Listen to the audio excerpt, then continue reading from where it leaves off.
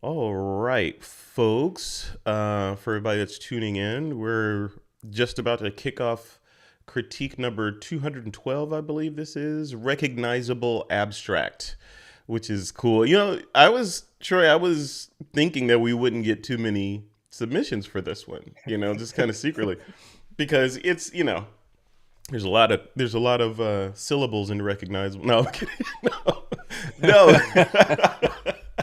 No, I was just thinking, it's kind of an abstract topic, so maybe we won't get too many topics in there, Right. or too many submissions. But we did. We got quite a few, so I'm excited to go through these, and some really good ones too, really really good ones. So this should be good. Yeah. Yeah. What's Yeah. what's I going on agree. in Yeah. what's going on in Southern California these days? Anything special before we kick this off? Uh, it's warming up and it's drying up. So it's interesting to get back outside and start working on my projects, my yard projects and building projects and stuff that I have. So, Yeah, but nothing else exciting. Yeah. nothing over there. This is like building. Like, were you digging like 6 foot deep post holes for fences and stuff like that? Yeah. Yeah. I will say, I bought a whole bunch of Magmod stuff, um, Oh, which is going to make, yeah, which wait a is going to minute. make Wait, Peter's wait, head wait, wait. explode. Wait. Weren't you anti Magmod at some point or something? No, I remember you poo pooing no, Magmod. Or maybe it was the no, modifier. It was no. one of the modifiers. Maybe it was, I think. Yeah, it's some of the modifiers I thought were a little Oh, goofy. I know. It was years ago. I don't know if it was a conversation I had with you, but Magmod, which I love the guys at Magmod, they're great. But one of the marketing things that they put out was this Fresnel lens or something that goes on your light, and they had marketing copy in there that said it increases light output. They had something to the Yeah, to the degree that you remember that, like, it increases light output. And I was like, you can't increase. You can you focus can't. Nope. it. You can focus it and make it more concentrated on an area, but you can't create photons where there were none before without increasing the power or something else. So I remember Yeah, that. those poor guys will probably never live that down. Yeah. You know, I no, I would give Peter a bunch of crap because he bought the whole system with the squishy bubble thing on the top and Hmm. the bouncer, and I'm like, all that stuff is kind of like not very useful. But to be fair to them, their octaboxes, their octagon boxes and their breakdown system and the way that they attach that to like a strobe, like an 80-200, Hmm. it's beautiful. I It's mean, the brilliant. Yeah. system to put it's super clean. I have a family shoot tomorrow where we have like 13 people, and it's going to be on location that, at their home. And I want to light it. I want to put light into it. And I don't want to take big lights and extension cords. And, Hmm. um, the Magmod boxes and stuff it looks fantastic. I've got two of Yeah. them sitting back here wrapped up that I I'm played just a with. fan. I'm a marketing nut, and I'm a fan of just the way that they've marketed the business and the design and flow, because they feel very, it feels. I hate, because I'm an ex Apple guy, I hate to use the whole comparison to Apple all the time, but it feels like they're the Apple of light modification, right? Because they're very clean, and except for that one little hiccup with the increases light output thing, the marketing matches the product. Like the rare earth magnets that they use to put this on that, and Yeah. it's just nice, and the satisfying click of when you put stuff together, and you're switching things left and right without Velcro or snaps or clicks and all this stuff. Yeah. It just works really Yeah. good. So Yeah. bravo, Magmod. Yeah. Hats off. Yep. Yep, Yeah. well done. And kudos to them too, because I ordered stuff on their website and then I thought, oh my God, I'm not going to get it in time. And then I went to Amazon and thought, oh, I can get it in time, but I have to cancel my order from Agmon. So I emailed them, and like first thing in the morning at like 6 a.m., they emailed me and like, hey, no problem. We'll take care of it. We'll give you like a one-time overnight shipping. Like, we'll make it happen. And I thought, Sweet. See? that's nice. Yeah. Yeah. It's like, So whoa, wait, what is this? What is this smell? It smells like customer service. I haven't smelled this in a long time.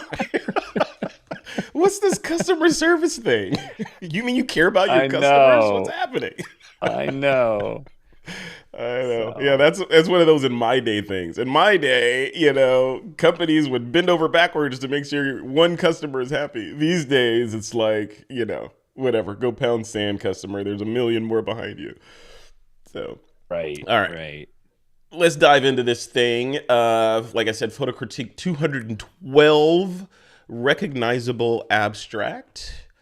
Okay, and I am Yes. inside the community now. Let's kick it off with our friend, Mr. Michael Rhino. Michael says, an autumn reflection on a slow moving river near Altamont, Colorado. Yeah, water is always good for abstract photography, right? I love it. It Right. is so cool. And this one is really cool. I love what he did with the kind of striations of color. It almost looks Bob Rossian here, right? with the happy little inverted water reflection trees right there, and the sky reflecting, and there's really really nice. I love the colors. What do you think? Yeah, I love it. I love the color harmony. I love the abstractness of Uh this, oh. and of course, it's very recognizable. Yeah. I think that it would look better, or I would love to see what it looks like flipped 180. So we'll recognize it as a reflection, but the mountains are in the right orientation and the sky is in the correct place, and I think that would be super fun, to see it in that respect. But um, what a great subject matter! I mean, I love reflections, so these are great. Yeah. Don't really have a Yeah. lot more I can add. It's done. Yeah, no, this is good. Yeah, I'm a fan of this. You know what? I'll tell you, I've been as inspired, and I'll share some of these in the community later. As inspired by our member slash friend Pablo. Is it Pablo? Pablo. In the group, we were having the conversation about his border treatments, which we'll see some of those as I think he has an image in here. Right. Uh, I am just in love. I was in love how he did his borders, right? Because it's the right amount of border and the right amount of nerdiness and the right amount of just sort of technology in there. So I was on a mission this weekend to figure out how he did that, and I should post a little thing in the community about how I figured it out. I didn't figure it out. He told us how he did it in one of the mixers, I think, and Yeah. I followed his instructions and I did it. It wasn't as easy as he let on, but it works and it's fantastic. And I love the borders. So all that to say that I wonder if this would be better served since you are border king. If this shot of rhinos will be better served if he had trapped it in a border, or do you like it border free like this? Well, to rehash the whole thing, I think everything needs to be finished. I think every image should be finished. Now, I didn't submit a finished image. I submitted an image, but I didn't finish it either. And what I mean by finished is I like to see a key line and some kind of map behind it. What you do with it when it gets sold or it goes on a wall, I think is different. But for digital presentation, you want to finish it Yeah. so it doesn't just look like a normal image stuck in a stream. But um, you know, it's what we do. Yeah.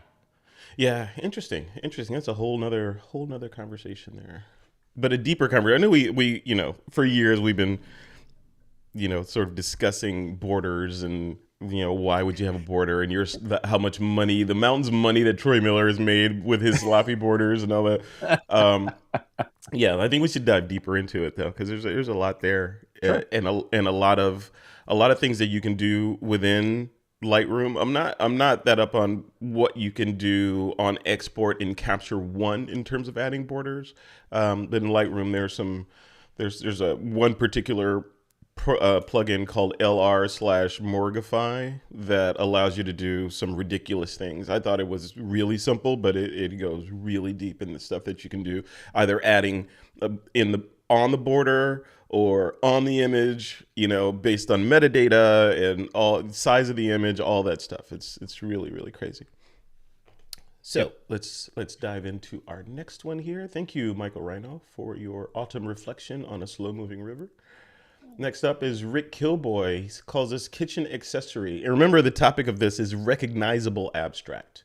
Recognizable Right. abstract. So here we This go. is so cool. It is. It really is cool. It's definitely recognizable. We all have this in our kitchens mostly, right? So Right. Yep. And What do you I think? love the fact that I love the fact that I have to kind of I'm trying to figure out like how he shot it. I mean, I recognize it as like one of those freestanding cheese graters or something like that, right? Um, and that's what I think it is. But the way that the distortion is happening, I'm wondering how he did that. I mean, maybe he photographed through glass or something to give it this odd distortion, which I just really dig it. It's really cool. Yeah, either like through glass, and I'm thinking maybe he dragged the shutter a fair amount. Maybe it's handheld intentionally, or maybe it's a couple of shots together, one of them blurry, the other one not, and then one of them slightly with its opacity lowered or something. I don't know. But regardless of that, it's cool. I was when I first looked at it, I was like, oh, there's a line down the middle bisecting this thing. I don't know if I like the line in the middle. And then my brain goes to, oh, it's a cheese grater. Yeah, of course. You're on the edge. You're shooting it on one side, and you want, yeah, yeah. So no, it totally works. And I think it needs that line to add the dimensionality to it, so that we know that these are the sides of a sort of a geometric shape, a cube-like shape. So yeah, it works really well. Right. Yeah, and it works. And I like the fact that the vertical line isn't perfectly dissecting the image or bisecting the image, right? And it's got a Hmm. slight tilt to it, so it adds to that abstractness. So I think it was handled really well. So kudos to Rick. Yeah, yeah. I'm digging the black and white too. Yeah, very nice. Is there a hint of color in here? Is it me? I see some sort of like in this area, like a little cyanish, reddish floating around in there. Do you see that on your side? I do, and I don't know if that's intentional or if that's part of the conversion process, or maybe it's coming through on the stream. But I don't think that color is adding anything to the image. Mhm. So I would go pure monochromatic. Yeah, yeah, I do the same thing because I feel like if anything, it takes away because it's distracting. They're like, oh, what's that? What is Right. that? You know? And why is there red on this cheese grater? What are you grating over there, sir? Or who are you grating? No, this is really cool. Very nice. And up next is Mr. Craig Stampley. Just calls it abstract. See, here we go with the border. See, yeah, and it traps it nicely. This Yeah. definitely adds to it. It keeps these flowing lines within the boundaries of the photo. If there were no, I think this would have been effective without the border on there, but with it, like you said, I feel like it finishes it a little bit more. I don't know. I'm still on the fence about key lines in there. I'm not sure about that. I need to have a discussion about those.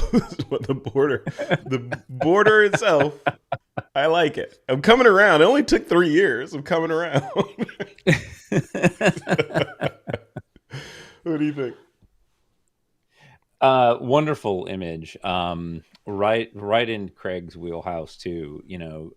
Craig has a wonderful eye for abstract and geometric shape, and he does some really amazing fine art nudes, which I'm assuming that this is in that fine art nude category. I don't know exactly what body part. I mean, it could be many, but I really love where this is going. I'm I love the fact that we have such a shallow depth of field and that we're getting just a little bit of the skin texture in focus and a little bit of the surface that that person is laying on or whatever. The only thing that I would suggest is in the top left of the body part, you can see there's a little bit of sharpness happening there. And I think that I would blur that out. So the only sharpness that we have on our subject is really in the lower right hand quadrant of the image. I don't think that sharpness in the top left adds anything. And I think it draws us out of the frame. So that's all I would fix. I love the negative space. I think that's fantastic. Well used. Normally, I would say crop it, but that negative space just draws me into the photo, and it's very well done. Yeah, I agree. I agree. Can you see this printed large hanging on the wall? What was that? You broke up a little bit. I was saying, do you think this would merit being printed large and hung on a wall with like a nice frame or no frame or metal or some kind of treatment like that? Yeah, absolutely. I mean, this is one of the kind of images that could be a very subdued, sexy boudoir session series for somebody that you could hang anywhere, right? And it would Yeah. look amazing, and it's something that you could be proud of, but not be embarrassed by, right? I guess depending on where you're hanging it, but you get what I'm going at. Yeah, no, no, for sure. Yeah, I mean, it's not sensual. It's just, it's a celebration of the human form. You don't even know what human this is, or what gender this human is, But Right. yeah, I like it. I like it. It's really cool. But it's interesting that we instantly know, even with this little amount of data, we instantly know that this is a human, right? And most likely a human female when we look at this, even though there are very few cues to that effect. Yeah, and I think what's wonderful is we can make this whatever we want in our mind's eye, um, and utilize our sort of fantasical type ideas to fill in the gaps, and that, to me, that's why I really I really love this. Yeah. Yeah. Very good. And good invention of the new word there, Troy. Fantasical.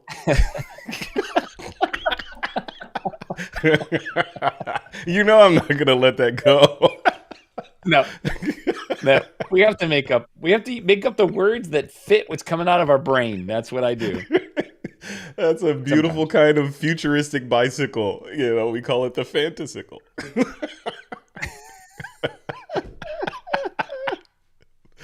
I love it. I love it. Very cool. Thank you. Thank you, Craig Stampley. This is fantastic, as always. Thank you for sharing this. All right. Next up is Raphael Swift. He says, an abstracted forest sunset. Look at that. Wow. It looks like a Wow, that's California forest fire, doesn't it? well. I immediately I saw fire, but I see fire in everything, so immediately I saw fire. Um, but this is where titles can be so important to images, especially if you're doing like image competitions, or I know like Paulo puts a title in his border, which I think is really amazing because it helps the viewer understand what the artist is trying to say. Now, we don't always need that, but I would struggle with what this is if he didn't tell me. Hmm. Um, but I still Yeah. love it either way because I love the shapes. I love the wispy, thread like or feather like shapes that we're getting, in the trees. The warm color. I love warm colors. Like, warm colors are my favorite. So it's just great. I hope there's a bunch of these. I hope we shot a series. Right? Yeah, this would look good as a just like a series, a numbered limited edition series right here. This feels to me this evokes a feeling of like fright, right? Or horror. Right? I don't know. I feel like this is the woods where children should not go play, right? It feels Yeah, little Timmy went into this forest and was never seen again. It's like one of those kind of. This could be on the page of a scary kids book or something. It's really nice. I like it. Oh, Or a book definitely, cover, definitely. or a And book and I cover, right? Imagine it folded in half, oh and yeah. this is the background. You've got copy on there. This is good. Or a desktop. It's really nice. It is. It is really nice, and I do want to add that in the left half, you got that sort of a little bit brighter vertical column, and I like that because normally my normal instinct would be, oh, we need to fix that highlight, right? We want to make sure Hmm. it's not blown out, but I like the fact that you have this slightly brighter area of the image that becomes almost the subject, right? Almost the hook in the image that you keep coming back to, and I think that's wonderful that we have that. Hmm. Yeah, yeah, that's really cool. That's where Slender Man will be standing when. You always Right? I go mean, so dark, but doesn't it always. look like that? I mean, can't you see Slender Man standing in this shot? It's like a perfect Slender Man shot. This is where he lives. This is the forest around his home. Well, I'm going to be completely honest that I've never seen anything that had Slender Man in it, but I know the reference because I Okay. don't do horror. So, Oh, I was on a horror binge this weekend, so maybe that's why my brain went there. I was watching the Haunting of Bly House is a series, a Netflix series, for the first time in a long time, I slept with the lights on. Let's just say that. I'm not proud of it, but I did. But cool shot, Raphael. Thank you for sharing this. yeah, well done. Yep. All right, Eric Pronsky's up next. He says the Arthur Ravenel Bridge Jr. Bridge at dawn in Charleston, South Carolina. Okay, let's take a look. Oh, he says this with a 6-stop neutral density filter with a 60-second exposure. I love that. Cool. Let's take a look. Oh, yeah, to soften all that water. Mm-hmm. Yeah, the water just went to fog. Just went to mush. And a nice stable Absolutely. tripod. Clearly, he wasn't using a Peter Levshin tripod here. For folks that Yeah, don't no know, kidding. inside joke here. Peter Levshin is a friend of ours and a member of the community that has been over the years has been having lots of problems with his tripod usage. Let's just say we won't name the brand. Um, so to this image, I I love the image, Eric, that you've presented to us. It's not very abstract though, and so I love the fact that you did a long exposure. Compositionally, I'm really struggling with the horizon being dead center. I would crop a lot of that vertical space off. He's showing me. Um, to kind of try to get that horizon to not be so dead center. But that being said, there's a lot of ways you could crop this image to make it abstract. And you could crop off the towers and make it square and just show the cables coming into a center point, crop it nice and tight. Um, but finally done. I like the fact you did a long exposure, and that was good for the clouds and for the water for sure.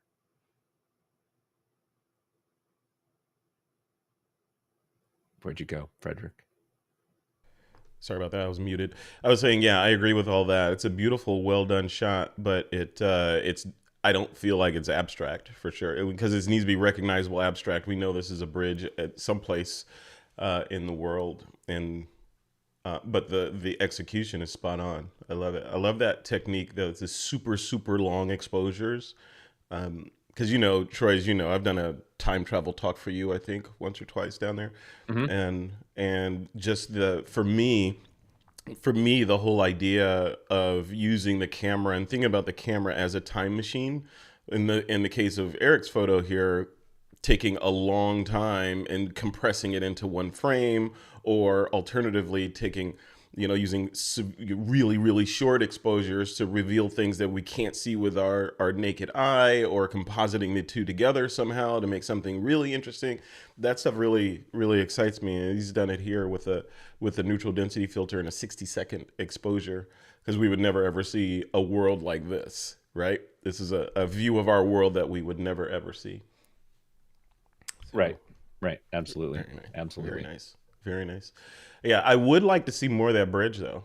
So that said, you know, chopping in on the middle of the bridge like that, I understand where he's going. I like the geometry of having the bridge supports right here, and then we've got the line here, and we've got the horizon and another bridge in the background, and the reflections and all that. But my brain wants to see a little bit more of the bridge. Like I want to see where these suspension cables end, maybe at least where the suspension cables end.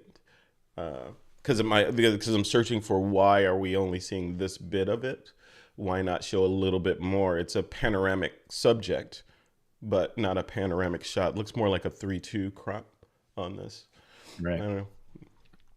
But yeah, otherwise really good shot. I even like it in color. We always go back and forth to, would this look better in black and white? Arguably it would look different in black and white, of course, but I like the Right. mood that the orange tones bring into it, because it feels like either either right after golden hour or right at dawn. So really nice. Exactly. I agree. I agree. I agree.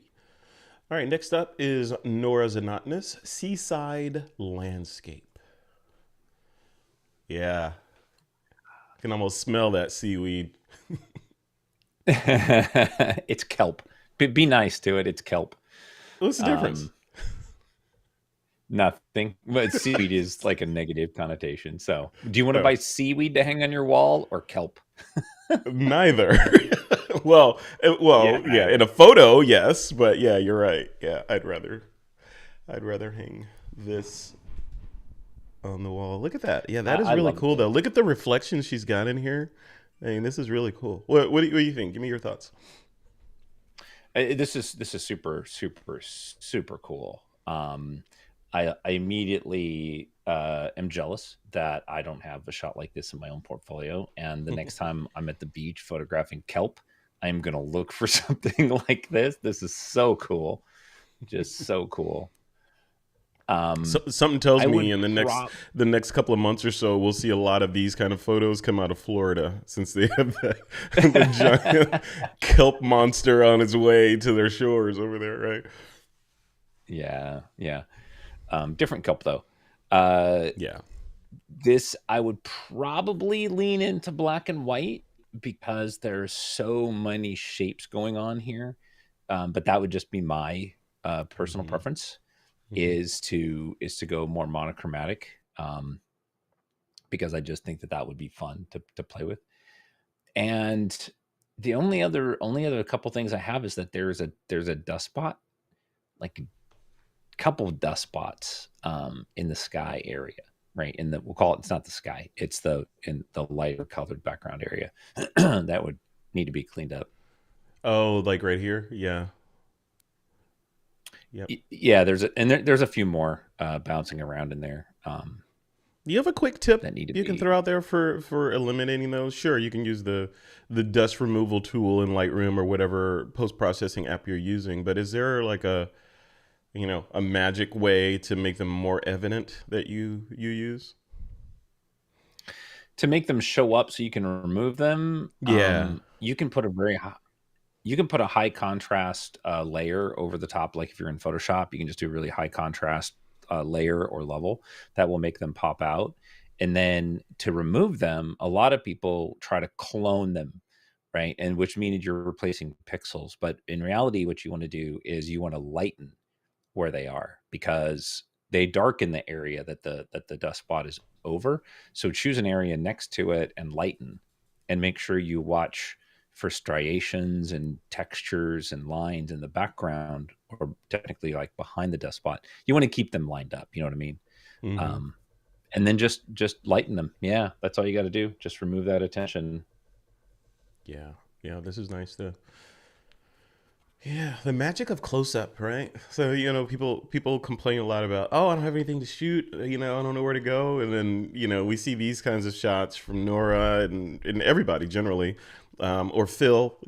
Like he was saying during our last member mixer, Phil was talking about how he basically hangs out on a certain stretch of coastline near his house, and that's what he's been shooting. But every time he goes back there, there's a different thing to shoot. So he's just basically been harvesting that area and coming up with a ridiculously amazing body of work from 18 miles or whatever stretch of coastline that he's been frequenting. And when he said that, I thought about, just how big the earth is, right? It's just like, and how Right. it's constantly changing. We're constantly changing. The environment's changing. Everything is constantly changing. So if you're like, oh, I've visited every city on the planet and photographed it, there's nothing else to shoot, go do it again and you'll get completely different images every single time, right? So Yep. yeah, and if you go with a macro lens or a close-up lens, all bets are completely off then, because then it's up for interpretation Right. what you shoot. Well, on that topic, I mean, if you ever read anything about Ansel Adams or studied Ansel Adams at all, you'll know that he lived in Yosemite Valley, and he would go out and photograph, Half Dome and El Capitan hundreds and hundreds and hundreds of times. but he over the time that he spent there, but he only has, one or two that he likes. Mm-hmm. So, the right weather, the right light direction, just all the things. So Yeah. definitely. Yeah. Yeah. We should do, excuse me, we should do a challenge. Excuse me. We should do a challenge where we challenge folks to, for a full week, every day, produce a shot from your backyard, or from your yard, your front or backyard, every day. Just to, an exercise in constraints. You're not going to the park, you're not going to the beach, you're not shooting kelp, you're not shooting beautiful bridges with long exposures. Your yard. Some of us has more beautiful yards than others. Troy Miller, we know what your yard looks like. So, but even then, a mundane backyard, what can you pull out of there? Given the right encouragement. So that might be good. But cool. Thank you, Nora. This is a really cool shot. I love it. Abstract and recognizable. All right. Coming up next is Karen Sweeney. Karen says, crinkly bits. What is this? Slarty Bart Fast. Slarty Bart Fast. Should I know who that is? What is it? Yes, it's from Hitchhiker's Guide to the Galaxy. Oh god, yeah. Take a nerd point away from me because I had no idea what that meant. 2 nerd points. You lose 2. That's all right, because it pushes me in the other direction. I'm happy to be. No, you're off the island. Oh, off the island. All right. Oh, she's got a nice border on here too. Cool. All right. Well, explain the Slarty Bart Fast reference for those of us without the nerd cred. This is where I get embarrassed, is because I can't pick the character out of the story exactly, but I know that's where it's from, and I'm trying desperately to figure out where it was, and I can't remember. Oh, so you don't have nerd cred either? Okay, got it. More than you. At least I knew it was from Hitchhiker's Guide to the Galaxy. I mean, come on. Yeah. He's one of the characters. I can't remember what his role was. It's been a long time. So yeah. In the chat, La Dunarina, Karen says 42. The 42 is the meaning of life, or the is that the meaning of life? 42. Oh! It's the answer to the question. That's take 5 points away for that. I'm gonna quit while I'm ahead. Clearly, I'm sliding out of my nerd knowledge base here. Oh, he was the guy who designed the coast of Norway. Okay, that's right. Yep. Yeah. Oh my God. Okay, that's awesome. Yeah. Okay. All right. So back to this Slarty Bart Fastian shot here. What do you think of the shot? I love the crinkly bit, Karen. I love this. To me it looks like tree bark with some moss on it. I think that it probably would look equally good in color, but I love the fact that it's black and white because I think it adds to that abstractness. So the textures that are working together that we see aren't distracted by the colors. So I think that it is super wonderful. And this is the kind of thing that I want to see on a background or a large print on a wall, because I can just get enveloped in that. And for me, being somebody who loves the outdoors, I can smell the leaves and, the outside. It just takes me to that place. So I really enjoy it. Yeah. Yeah. This is fun. You think the border treatment on this is effective? I do. I mean, I like any intentional treatment applied to an image, because it feels like the image is finished. That's just, like a folded napkin on the dinner table as opposed to just a pile of napkins, right? Like, it's finished. I like that. Yeah, this is really cool. Everything you said, I echo. My only quibble with this shot is it feels like it's a perpendicular shot, like straight on, which means everything should be in focus from corner to corner, and we should be looking at kind of the striations in the shot versus any semblance of depth in the shot. But we have depth in here, so I see depth. I see a soft area up here, which looks like fall off. And then down here in the lower left as well, it feels a little soft. I don't know, Karen, I don't know if that's intentional or what, but from me, from a viewer standpoint, when I look at it, I feel like it should be sort of perpendicular, or the intent is that it's perpendicular to the camera, and that I should pay attention to these little horizontal striations in the photo. I don't know. Am I off base, Troy? What do you think? No, I think that what you're pointing out is absolutely true. I appreciate the soft corners Mm, because as a photographer, I don't. I know that this was shot on a slight angle, and I love that. Right, I love that sense of control of depth, but that may not be for everybody. Um, but I like it. Yeah, I really like it. nice. Very cool. All right. All right. Thank you, Karen Sweeney. Next up is Phil from his 18 miles of coastline that he harvests, and gets something new every time. He calls this one "What Else." This is nice. I like this. I like this a lot. It feels, obviously it's water in motion, but it feels almost like fur at this point, right? It's really nice. I like it. Exactly. And this is where, like what you had mentioned before, like with the whole time travel thing and how using, long exposures can sort of change the world the way that we see it. And yet this is the real world. So this exists. Um, I love the soft tones, the wispy lines. I think the leading lines are wonderful. And we even have a little bit of subject matter that's a little bit sharper than the rest. And I'm assuming that those are like the rocks that are just below the water. And I think that's important to us that we have that little extra hook, at least for me. I really, I really like that. Sorry about that. I had to Um, open my window. oh, for your cats. Yeah, they're being cats. I'm not sure if I'm a big fan. In the lower right hand corner, it almost looks like a leaf.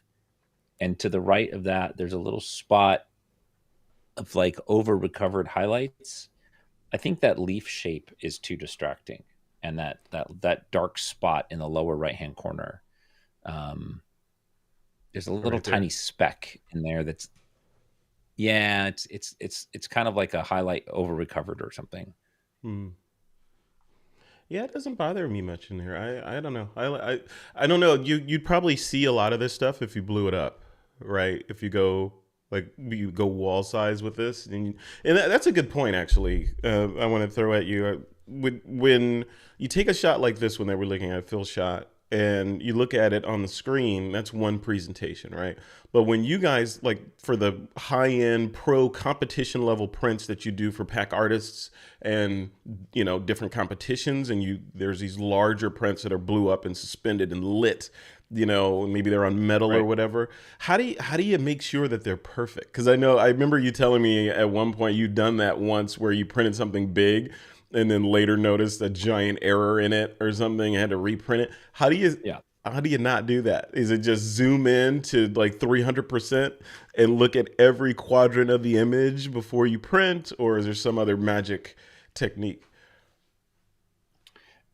It's it's both actually. So one, it's really interesting that if you make an image smaller so you can see the whole image in one glance, oftentimes you'll see things that you can't see up close. Like dust spots, for example. Like in Nora's image, those dust spots are really big because of the magnification and how it's cropped and everything. If you zoom in at 300%, you may not see the dust spot. You can only see it if you zoom way out. So you have to do both. But the most important part for me is to zooming in close, 300-400%, and literally scrolling in vertical columns and just inspecting it. Because even if it's a natural occurrence in the image, if it looks like it's not, then you have to be aware of it and you have to fix it. Mm. So Mm-hmm. I have some images of waves that I shot in infrared. And because they're infrared, there's this weird highlight line that goes around some of the shadowy areas, and it looks horrible. It looks like it's over processed. It has this weird, I don't know, it has this weird shape to it. And you have to take it out. And I wouldn't have seen it had I not zoomed in close. But when you print it at 60 inches, then it glares at you and you can't not see it. Yeah, So yeah, yeah. We were. I forget what it was, but we've said this a couple of times in these critiques where, uh, if it appears incorrect, you should overcompensate for it. Like if the right. horizon was actually like this when you shot the photo, but when you print or when you look at it on screen, it looks like an error. You should kind of correct or cheat the other direction, even though that wasn't reality. Yeah. Right? Yeah. Yeah. Sometimes you need to. Yeah. Mm-hmm. Yeah. Really cool. Love these shots though. Love these long exposures. Phil does beautiful. Absolutely. All right. Coming up next, Paulo. Yeah, so here's Paulo with the border I was talking about. He said, posted here already, but alas, the thing I was working on, purpose for this critique turned out to be less interesting. Hope this looks abstract enough. All right. So here's that border I was talking about, the deliciously nerdy yet highly functional border of Paolo here. So he's got his name here slightly with the opacity lowered. He's got the title of the photo, which pulls out of Lightroom and composites on the border automatically, and then the file name up here in the upper right, also with its opacity lowered, kind of counter to the to his name on the photo. So every photo he exports, and I believe he said in that critique, or not the critique, it was either critique or a mixer, that he prefers to shoot everything in the same aspect ratio, which is 3:2. So we were talking about should cropping be a compositional tool. In other words, should you be willy nilly with your cropping? One day you're going to do a really long, stretchy one, and the next day it's tall, and the next day it's square, and the next day it's 3:2, and then 16:9, or whatever. Should you constrain yourself to one aspect ratio and stick with it? And I believe that's what he does. Probably, if you're in here, correct me if I'm wrong, but I believe he said he sticks to one aspect ratio all the time, which I think leads to a cohesive or more cohesive body of work in the end.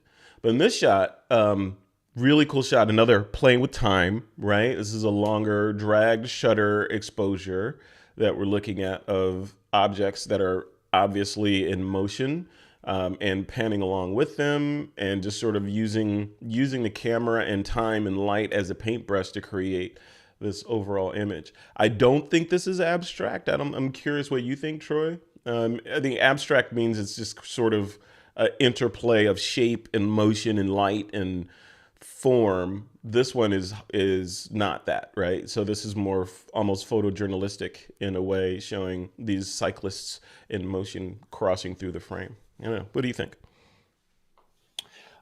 Uh, Everything you said, I agree with, all but one thing, and I won't bring that up. That'll just remain a mystery. No, I'm kidding. Um, You hate borders. I love the shot. I love the shot. I think it's a wonderful, wonderful photojournalistic moment where you're able to capture something that tells a story. We're able to recognize what it is, and yet you've got this wonderful panning movement. You've got the blur going on and everything. I think this, as Ladun Arena was just sent the message, and I was about to say, is that you'd expect to see this like in a cycling magazine or something. Like it's spot on. Um, as for abstract, however, I wish that it was less recognizable immediately, right? That the two riders in the back, that to me is more of the abstract, recognizable abstract than including the front rider. So something with more motion, more blur, um, would I think lean into the category that we've laid out. But that in no way diminishes the quality of this photo.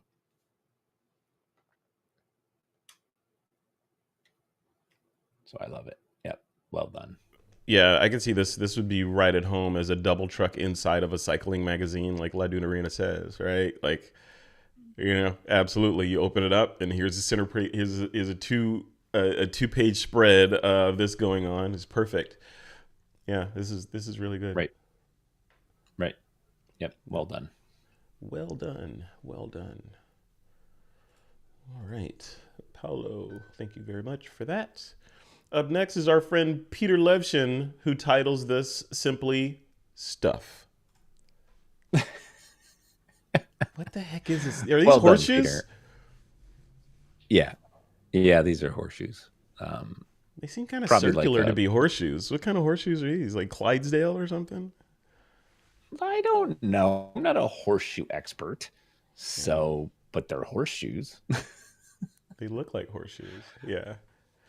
And it's abstract and it's recognizable. We know they're horseshoes of some sort, but they look like they're horseshoes that were welded together to create some sort of fence or a barrier. And what Peter did was took a photo of these and used the shadow that these are casting behind them on the ground as part of the composition to get even more horseshoes in there, which is really cool. I like it. What do you think? Are those shadows? I don't know that those are shadows. I'm not I quite feel like sure. they're Yeah, I feel like they're shadows. I don't know. There may not be, but I feel like they're shadows. Let us know in the Yeah, chat if I you don't. guys think these are shadows They're not behind the shadows. I don't think horseshoes. they're shadows. You think they're Um, more objects back there? yeah, because some of them you can see the grass going over the front of it, so it looks like something that's sitting in the grass. Mm. Mm-hmm. Yeah, But maybe. that's okay, right? Because the subject matter is, recognizable abstract, and it's definitely abstract. We're not sure what the shadows are not shadows, but they certainly feel like horseshoes. Mm-hmm. And the shape, the dark form against a lighter background, I think works really, really well. So, very, very cool shot, very abstract, very, very out of Peter's brain for sure. Yeah, and it looks like as I look at this, I feel like these were on one plane. These horseshoes were on one plane, and Peter or the photographer got in close with a reasonably wide angle lens to introduce that curvature into it because now they kind of look like they're bowing out on the edge. It looks like we're looking at part of a sphere right here, and yeah, and it really works that bowing out and the hint of these kind of being a sphere works with the circular nature of the horseshoes in the shot itself. I like Right. it. I Does it agree. need to? Yep. Do we need Absolutely. color? Do we need color in here? No, I mean, it's already monochromatic though. Yeah. Mm-hmm. So the green tinge to me doesn't add anything. So if you're going to tone it a different direction. That's just my personal preference. I don't like this toning as much as I might like a Mm-hmm. warmer tone. Yeah. Craig Stampley in the chat says he doesn't think these are. He doesn't think those are shadows. We'll have to find out. We'll have to ask Peter. When Peter resurfaces from underneath this bridge, we'll have to ask him what.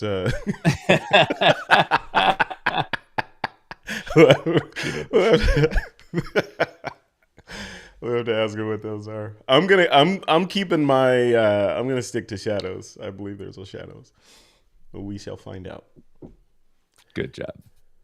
Cool. All right. Peter Levshin and Troy Miller rounds us out with a hard to describe, recognizable abstract. Take us home, Troy Miller.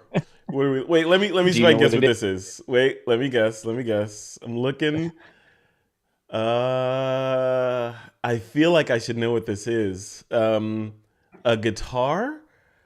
Is that a no? Oh, Because I feel like that's a fret on the left, but maybe no. I don't know. I have no idea. What is this? it's a hard drive. That's a Oh, that's a platter, and that's a 12 head reed head. So it had 12 platters in there. oh, that's cool. That ultra nerdy. Yeah, it's ultra nerdy. Yeah, definitely. Anybody who is like deep into like computer tech or anybody's ever took a hard drive apart might recognize that. Um, it was a 12 platter SCSI hard drive that I used when I had PCs eons ago and I got into video, and this was the only way that you could get enough data rate to edit video. So Wow, those were the days. Yeah. Yeah, Scuzzy. Yeah. Remember that? Oh, daisy chaining Scuzzy. And hey, do you have a Terminator I can plug into that last drive? Oh God, so expensive. Everything was so expensive. And so buggy. So yeah, So but that's what it buggy. is. Yeah. Yeah. Yeah, that's nice. Really Yeah. cool. Very cool So shot. I took it Awesome. apart and photographed it because I thought it was unique and it was neat. And I did it for a project, so it was fun. Yeah. Nice. I like it. Very good. Something. All right. And that rounds us out. I'm going to go ahead and reload the community here, make sure I didn't miss any last minute stragglers. All right. Let's go down. Let's see. No more Nope. comments. Yeah. That's it. All right. So good. Do you have a favorite for this round? Oh man. So I'm leaning heavy on Raphael's. I really like the tones that are in there, the wispy feather like. It's super abstract. It feels like a forest. It feels like it could be like the feathers of something. I don't know. What do you think? yeah, I agree. It was either going to be this one. Well, I have like 3 or 4 favorites, but yeah, this one just because I feel like Slender Man should be in that little bright spot right there.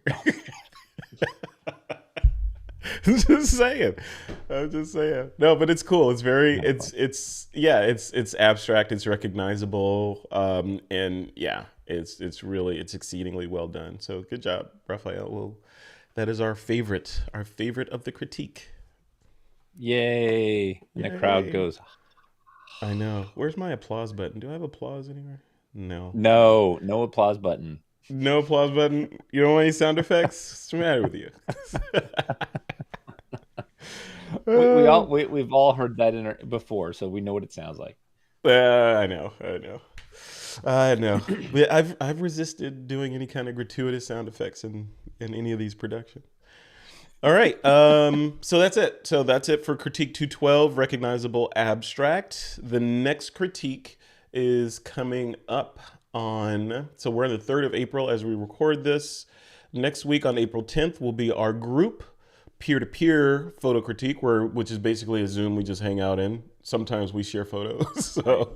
So feel free to join us for that. That'll be at this time, noon Pacific, on the 10th of April. And then the week after that, on the 17th, will be our next live streamed photo critique. Troy Miller, tell us what our topic is going to be for the 17th. Well, we don't know, do we? Do we know? Which one is it going to be? First option or second option? Either one, because whatever one you don't pick will be the following critique. So, okay. So in the green room, Frederick and I were talking, and he suggested shadows as the subject. And I told him, I said, "Oh wow!" I said, when I hear shadows, that's a great subject, but I also think of negative space. So maybe we should do shadows, and then the following critique should be negative space. Done. What do you think? I love that. And Yeah. I'll post both of those. Let me write them down because my old brain will forget. Shadows and negative space. Negative. Yeah, and I'll post both of those events in the community so you can start throwing your images in for both of those critiques and get a head start on April. We'll be almost through April then when we do those.